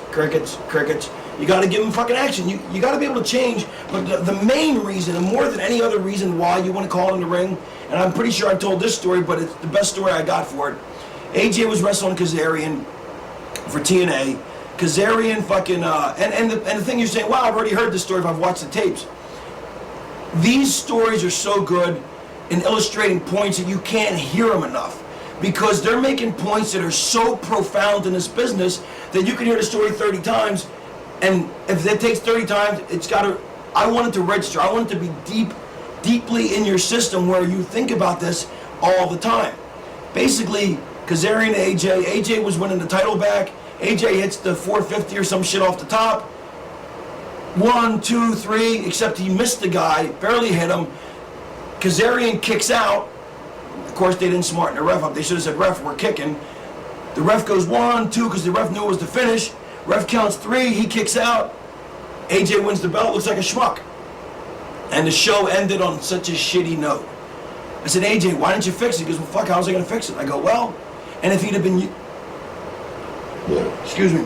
If he'd have been used to calling in the ring, he would have came up with a way. I came up with one within 3 seconds. I said, AJ, you're a babyface. Go up to the timekeeper, say, timekeeper, grab the mic. Timekeeper, referee missed it. Referee's done a great job, but he missed it. He kicked out on 2.5. I don't want to win that way. Restart the match. They restart the match, hit another finish, 1, 2, 3, AJ wins. That's it. That simple. That fucking simple. AJ's a phenomenal athlete. Never thought of it, never would have thought of it because he sets all his shit up in the back. Not anymore. Or at least, I hope he doesn't anymore. Or at least, I know he says most of it, but hopefully he doesn't set all of it. That's why you should not set your shit up in the back, because you have to learn to think on your feet. If you got a bunch of shit and something fucks up, what are you going to do? You're not going to be ready to fix it, because that's just not the way you're used to thinking. So the heel has to set the tempo, heel has to set the match. The match, very simple. This is Wrestling 101, the most basic you can get. Babyface shines in the beginning. Why does he shine? He's either a little better, he's got a little more heart, and because the heel, or because the people are behind him, he's just got a little more intestinal fortitude, a little more character, and the heel is either not as good or doesn't have that kind of heart. I mean, so it's that simple. The babyface shines in the beginning. Unless the heel is that much higher on the card, if they're anywhere in the same area, the babyface always outshines them because the babyface has he has less character flaws. He's not a coward, he's not a chicken shit, he's not a dick, he's not arrogant. All those reasons will cause you to be behind. You know, you ever play any sport, basketball, you get all arrogant, fuck, I can make this shot, and you miss, and the other guy gets ahead. That's how your character is all the time. You ever be like, you know, so I mean that's a simple explanation you get. You're just a little more arrogant, a little more of a chicken shit, or a little more of a dick, or you're too busy fucking with the fans, and it gets shoved up your ass. You know what I mean? Happens all the time. You know, you're playing cards. You know what I mean? You're playing poker, and you're like, I can win. I can bluff that guy off the pot. I'm way better than he is. The guy calls you on it because you're a little too arrogant about it. It's very simple. Babyface shines. Now the heel gets heat. Why does he get heat? How does he get heat? He cheats to get the advantage. He doesn't out-wrestle the guy to get the advantage. That's not very heelish. He does something, whether he thumbs him in the eye, then you can throw him for a suplex or give him some fucking crazy move, but thumb him in the eye first, grab a handful of hair first, fucking, you know, or the babyface misses something. Maybe the babyface tries for something, he tries to go for the whole ball of wax and misses. That's an ideal way to get the heat. But he doesn't get out-wrestled. Either he misses something by going for it, or the heel does something despicable to give him enough advantage to get the advantage. Then he can do something crazy, you know, something big. And contrary to popular belief, if you're a heel, you can do cool moves as a heel. Anybody who says you can's a moron. Of course you can. You just have to make sure you show your ass, continue to behave like a heel, so they're not going to say, wow, he's a really great athlete, we like him. They're going to go, wow, he's a really great athlete, but he's a dick. He's a chicken shit. He's an arrogant prick. It's very simple. That's all how you look, how you carry yourself. So, you know, like I did a spot with AJ. This might have been covered somewhere else too. AJ was the baby. I'm sorry, I was the baby face. AJ was the heel. I like to do the drop toe on the chair, but I wanted to convey AJ's athleticism. I went for the drop toe on the chair. He stepped out of my feet, jumped up on the chair, jumped up on the top rope, came flying back like he was going to splash me or elbow me or something, but I picked up the chair and hit him in the face. So he showed all his athleticism, but the babyface triumphed in the end of the spot. That's why I was the babyface. If I would have been the heel, he would have came back off the thing and crushed me. It's very simple. If you ever watch, this is as simple as rudimentary as you get. When Flair is a heel, you throw him into the corner, he does the flip into the turnbuckle, runs down the apron, goes up to the top, and he gets slammed off the top. When he's a babyface, he gets whipped into the turnbuckle, does the flip, runs down the apron, climbs to the top, and comes off with a double axe handle. When he's a babyface, he's successful. When he's a heel, he gets slammed. Pretty simple. Let me see one thing. I think we'll probably get into the stuff you want to cover now. Yeah, I just want to make sure. How about some of the physical stuff, like bumping and or feeding and bumping and feeding, selling. Okay. Let me just finish. So heel gets heat. The reason. Let me just finish that train of thought. The babyface makes a comeback. The comeback is so important. The whole match is geared for the comeback. Everything is geared for the comeback. Match is a pyramid. All right. So what happens is the fucking heel gets heat, but finally, through intestinal fortitude and heart, the babyface finally fights back and makes a miraculous comeback. That's all. And then you go into your finish. It's that simple. The reason he makes the miraculous comeback is the heel either got too arrogant, too cocky, and the babyface, or those reasons, or also including the babyface finally had enough. He finally took all he could take. The people are cheering, the people are behind him, and he finally gets the strength to fight back. The emotional connection with the fans. Right back there. The emotional connection. It's that simple. The fans are going nuts. If you're a heel and you want the fans to go, when you grab a hold as a heel. Maybe I grab a chin lock, which is the worst overused hold, but I'm just using it for argument's sake. And I hear one guy go, "Go Gabe." I immediately put that fan over. Because if I put him over, some other fan's gonna go, "Oh, he just yelled at Raven. Raven got mad. I'm gonna yell." So he goes, then the other guy yells. Next thing you know, they're all screaming. Simple. If you don't listen to the crowd, you're gonna get none of that. You're losing half the match if you're not listening to the people. So, and another thing, when you're getting heat, it's so important.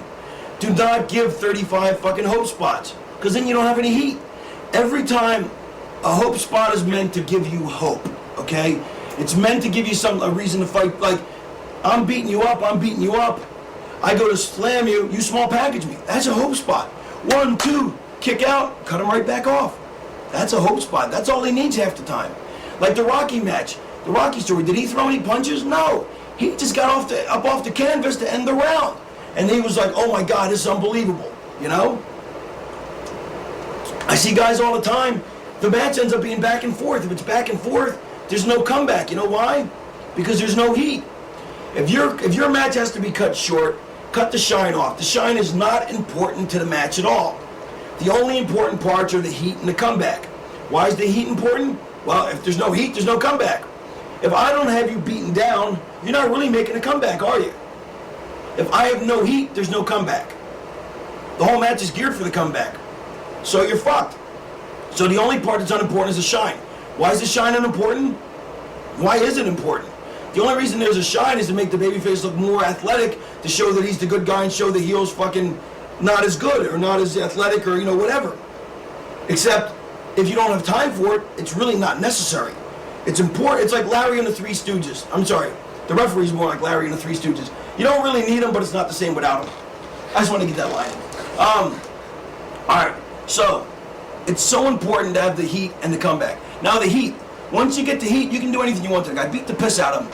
I would say if you're having a match and you're having 3 to 4 minutes of heat, he doesn't touch you. He doesn't make any kind of comeback, any kind of hope spot for the first minute and a half, 2 minutes.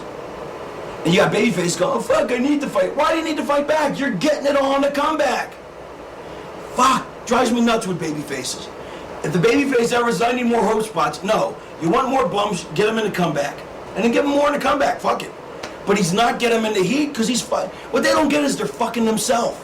They are fucking themselves. If there's no heat, there's no comeback. So many comebacks I see where the babyface, the people aren't popping at all. And the guy comes to the back, he's like, "Why weren't they popping?" Because there was no fucking heat, moron. Fuck, it's fucking simple. Get some heat. Beat them down. If the people are cheering loud enough, they're going, "Gabe, Gabe, Gabe," I'll have them start throwing some fists in and start firing up. But always as a heel know how to cut the guy off. You know what I mean? Without having to use a spot, whether it's a hip check or, whatever, a thumb in the eyes or something. Always be ready to cut the guy off. But you hear the people screaming Gabe's name, you want to let him fight back. You want to let him do something because that's the whole point.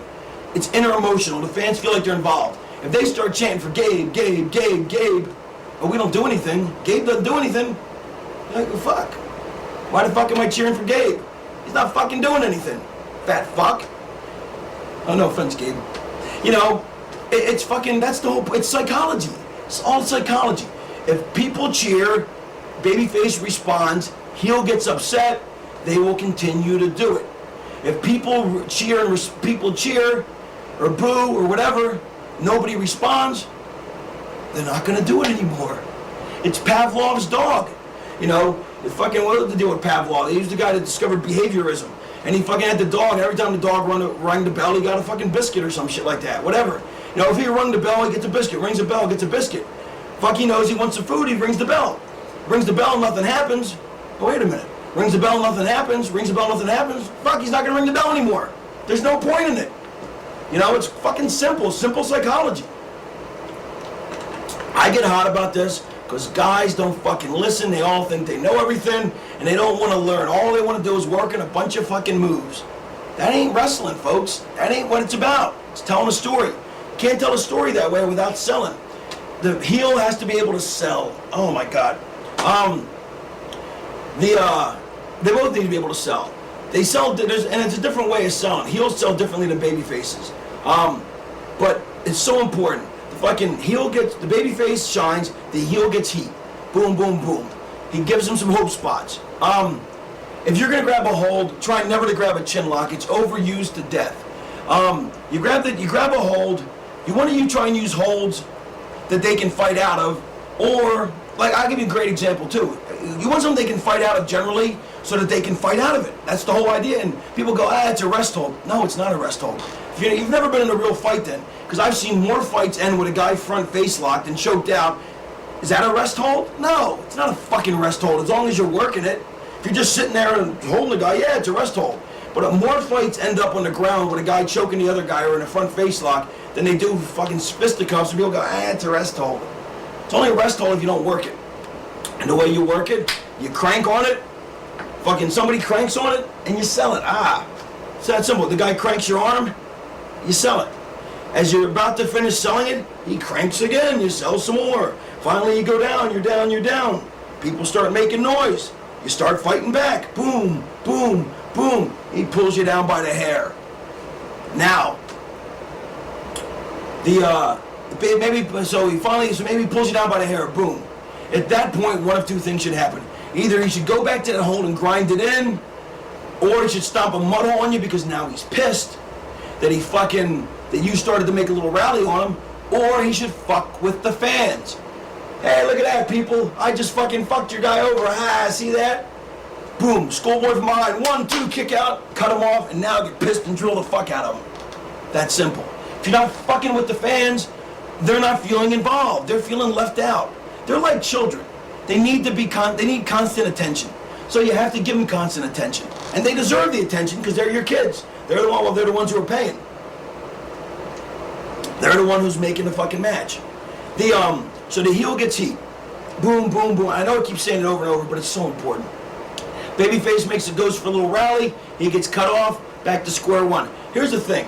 If the babyface finally stands up on his feet and starts fighting back and he's full strength, ain't a hope spot no more, folks. Now the minute you stop him, he's got to go right. You got to start the heat all over again. It drives me nuts. Or I'll watch guys, they'll be in the heat. Boom, boom, boom. They'll shoot the guy off. The guy runs the ropes, but instead of running the ropes like he's hurt with his face all contorted, all beat up, he runs the ropes. Hey, it's opening spot. Well, how hurt could you have been? Maybe the guy fucking runs the ropes, does it up and over. You know, like you shoot him into the buckle, the guy goes up and over. You're like, well, fuck, I thought you were beat up. You got no strength to do an up and over. You don't do a move like that there. It's not the place. That's something for the beginning and the shine. So so guys do that all the time. Or they'll do a spot where maybe they kick the guy. Maybe they get buckled. Then they kick the guy. Then they climb up to the top, and they're waiting for the guy. Then they hit the guy with a move and go back to the cell. Does that make any fucking sense? You just stood on the top rope like this. Yeah, you have to get the camera for the rest of this, I think. Pick it up. You get up on the top rope, you go for a fucking move, and you go, and all of a sudden you're waiting. If you're at any point, and you're the babyface, and you're in the cell, and you're ever waiting like, come on, come on, as soon as he stops you, the heat has to start all over again. Babyface does it to me, I'm beating him up for another 5-6 minutes. If I have 4 minutes of heat in and he pulls some shit like that, he's going to get another 4 minutes of heat, because he just ruined it. Once he's at full strength, it is no longer a hope spot. So if you ever see me as a babyface, what you'll see me doing is if I got to go up to the top, I'll climb up, I'll be like this. You know, of course you won't ever see me on the top. But if you see me waiting on a guy as a babyface in a hope spot, I'm like this. I'm not like this. Come on. I'm out. It doesn't make any sense not to be half beat up and half done. You see what I'm saying? If he just beat the shit out of you for 4 or 5 minutes, right? 3 or 4 or 5, whatever it is. Unanswered 2-3 minutes of unanswered pretty much ass kicking. How the fuck are you waiting for him fresh as a daisy? You're not. How the fuck are you running the ropes like this? I run the ropes like, you know, it's so easy to contort your face. Facial expressions are so important. Lawler made a career out of facial expressions. So important. Your body language has to be twisted. If you're hurt, your body's selling it. You know what I mean? You're not like this. Doesn't make any fucking sense. So you fucking, as a heel, so you beat the fucking guy down. You beat the fucking guy down. If he does that shit, you start it all, I'm starting to get the babyface point of view for a second. You beat the guy down. If he does that shit, then beat him up some more. Never let him do a hope spot where he's running around, jumping around, woo, acting like a crazy man, acting like he's not hurt because he's fucking you. He's actually fucking himself. But he's fucking you by extension because he's fucking his comeback up. Alright, so you keep cutting him off, but you listen to the people. Let's say you're going for a hold, right? Let's say I grab Rich and I fucking take him over and we're going to use the chin lock again just for argument's sake, but don't use the chin lock because it's so played out. I grab a chin lock, okay? I'm thinking at this point in the match, it's a good time for me to grab the chin lock, cinch it in, and settle the match down. So I'm going to crank on it until Rich goes to his back, and then I'm going to lay on him a little bit and start from scratch and build the people up. Except before I get that far, the people start going nuts. I've seen this so many times. People go nuts, and the guy doesn't listen to the people. He just grinds the guy into the mat. And the people are like, we're cheering, nothing's happening. Okay, we'll stop cheering. Then they got to start cheering all over again. The whole idea is to get them to make noise. They're making noise on their own, and you're going to shit on them for it? Fuck no. You grab that chin lock. If the minute you grab it, they start going, Rich. Fuck, tell them, come on up. Elbow, boom. Pull them right down by the hair. Now you're back to square one. But you acknowledge that what they did to you, that you acknowledge that them making all that noise got him going. That's the whole point. That's why the heel has to call the match. That's why he has to set the tempo, because if you're in a hold, you can't very well. It's so much harder to get your hand and go, blah, blah, blah, blah. You know, when you're in a heel and you get the hold, you can be like, you're right. You know, I always have my face near his ear. All right, one circle, jerk down, get it again. No, whatever. It doesn't really matter. The whole point is that's part of the reason why the heel has to set the tempo. Can you get into? Yeah, I'm going to keep going with this. So now we're building and gearing for the comeback. Okay, now you keep beating the guy down, The more heat you have, better the comeback is. It's simple psychology. The closer he is to defeat, the more exciting it is when he comes back. If he's only beat up a little bit, here's beat, his ass is beat. Here's him making a super comeback. You got all this in the frame, Rich? Mm-hmm. And in between here is neutral. If he's like here, barely beat up, only that far to make the comeback. If he's beat up, like, think about Hogan. Hogan was the biggest star in the history of the business. He's 300 pounds, or 290, 280, or at least he was claimed to 300 in the day. And when he was in New York, on WWF, when it was WWF and he was on top, he was the top babyface in the planet. When they beat him up, he would go all the way down. He would sell to the point where you thought he was out. Because he was smart. He was fucking so smart. Because if he wasn't that beat up, the comeback's not as dramatic. Remember, it's a drama. So you want to beat the guy up as low as it. Beat him so he's fucking almost out, and then the comeback's more dramatic. So you finally have him down, you let him fire up.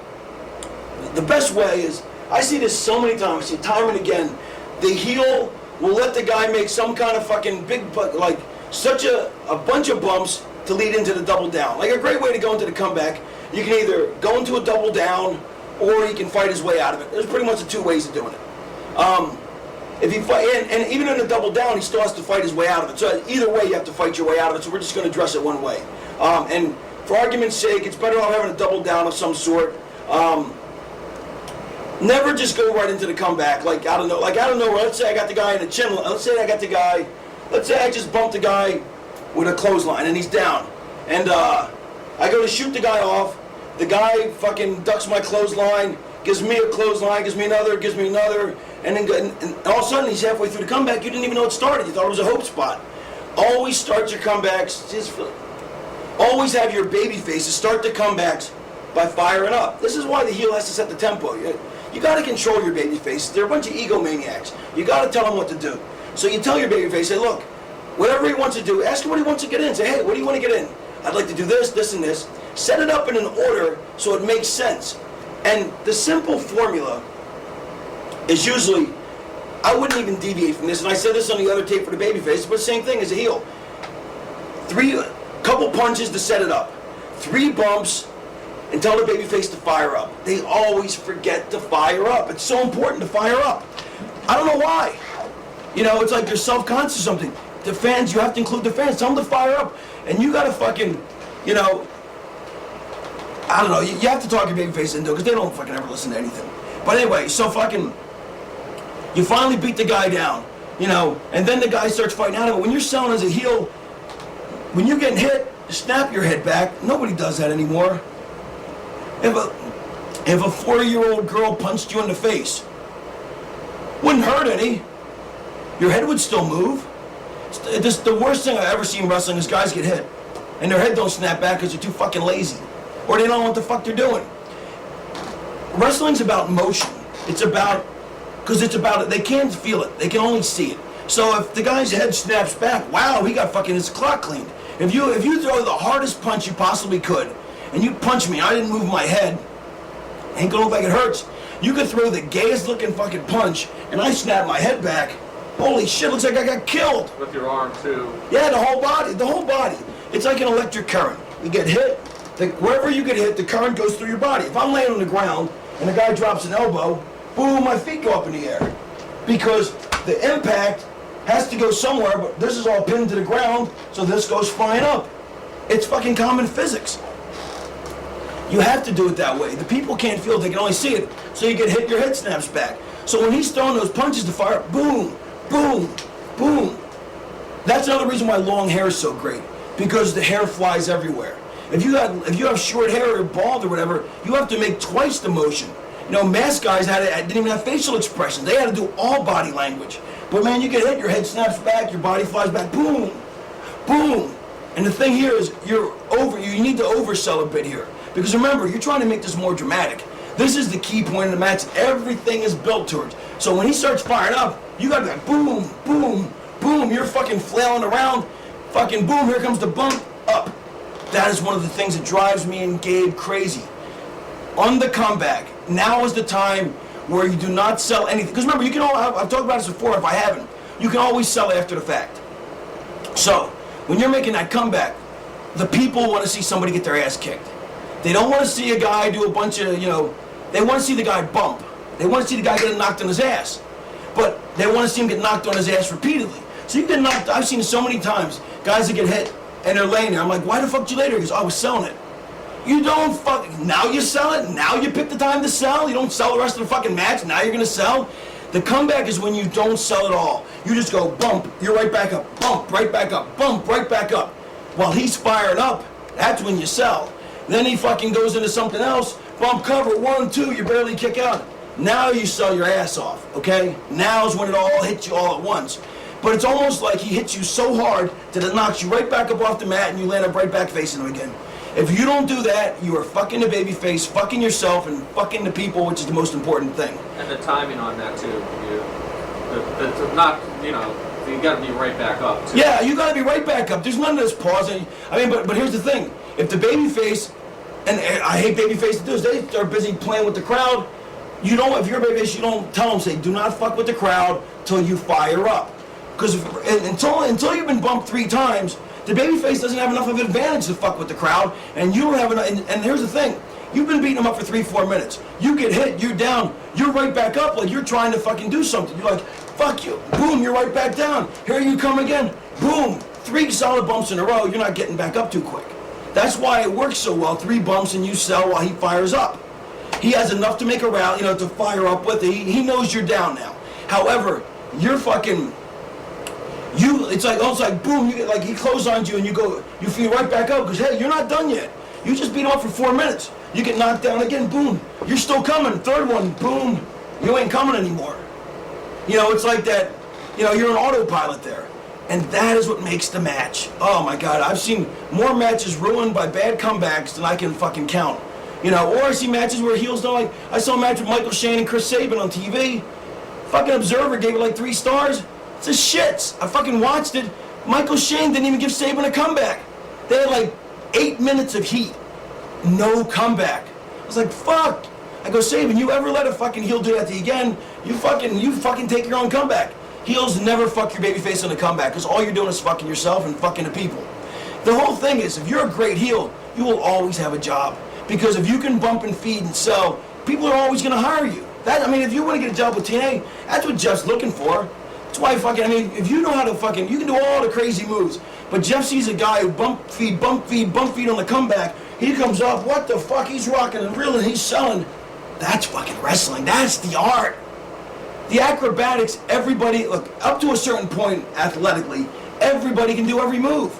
And then there's the acrobatic guys, but hey, we could hire gymnasts to do that. That's not working. It's gymnastics. That's fucking working when you bump and feed, what the fuck, and you're coming up. What else we got, Gabe? We're running low on time. Yeah, in like 5 or 10 minutes, like how should final thing, how should a heel sell and bump differently than as a babyface? As a babyface, you're selling, that's another thing, when people sell, like a lot of heels do this, they watch too many old tapes, and guys do the drunk sell, roll their eyes. That worked in the 80s. People are much more discerning. It doesn't look realistic anymore. So you have to sell more realistic. Like if you get hit in the gut, fuck. That looks like it hurts. They sell, or if you're beat up and you're out on your feet, you're like, it's all in the face. And it's if you want to get off, you want to spread your legs and have the facial expression. So if you're selling on your feet, it's like, you can't. If you bend over like that, that looks weird. And if you don't want to go down, but you don't want to be up, spread your legs. Now you're almost down. It's in the face. You got to watch the face, people. Baby faces sell for sympathy. Heels sell. I don't know how to describe it. Heels sell almost more. It's more exaggerated. More exaggerated, more larger than life, because you're trying to involve the people. You want to really convey to the people that you're getting your ass handed to you. But the way you ground it in reality is the face. If the face is like, I was wrestling a guy the other night, I was like, man, your body movement was great. I think it was Jason Cross, but his face was like, I'm like, bro, that looks so phony baloney. Your face looked like you were drunk. I go, you want to look like you're fucking hurt, but your body has to be bigger than life. Baby face is more like, there's more of that, I'm trying to fight back. Heels, there's more of that big out here, like, because you want to convey to everybody that you're fucking rocked and real. What else on the list? That's pretty much it. There's something else I wanted to cover, I think. Let me make sure, because I know we're running out of time. There's always the next volume with Secrets of the Ring. So. Yeah, I know, but look, the most important thing as a heel is you got to be the character. You got to be somebody that's believable. You got to show your ass, okay? It's so fucking important. Show your ass. Snap your head back when you're punched. That goes for both people. And fucking make sure you get heat. You know what I mean? Make sure that you come across the dick or whatever it has to be to piss people off. Don't shake hands when with the fans when you get there. Walk around like a when you walk in, walk like a prick. No. Somebody goes, hey, can I have your autograph? No. You want people to dislike you. I mean, that's part of the job. You want them to hate you, not just dislike you. If I think of anything to add, I'll slap it on the end. But I think that's pretty much it, isn't it? Yeah, there's nothing else on my list. All right, cool. All right. Thank you very much. We'll see you next time.